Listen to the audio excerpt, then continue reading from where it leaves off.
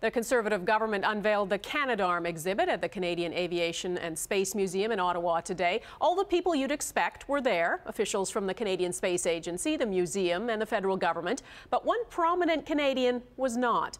Marc Garneau, Canada's first astronaut in space, wasn't invited. And as Shirley Engel reports, the omission did not go unnoticed. 3, 2, 1. As the first Canadian to operate the legendary Canadarm, Chris Hadfield had the honor of sending the last command from space.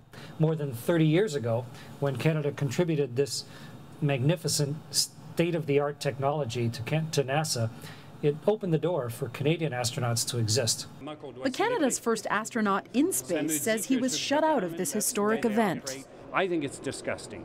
Mark, good luck. Thank you. Liberal MP Marc Garneau operated the Canadarm twice. He says he was instrumental in getting the precious artifact to the Space Museum in the first place. The original plan was the Canadian Space Agency outside Montreal. Still, he never got an invite. I wasn't looking for a role. I just wanted to be there in the audience. And I found out from my colleague Maurice Bélanger.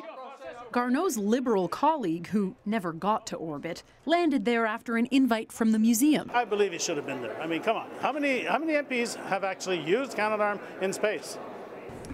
The Heritage Minister insists he didn't vet the guest list. I wished he was there. It would have been great, but he wasn't. I wasn't in charge of the invitations. It was the museum, but it was about the Canadarm, not about Marc Garneau. Garneau chalks it up to petty partisanship. Government organizations like the CSA are so scared of doing something like that because they're going to get in trouble with the government.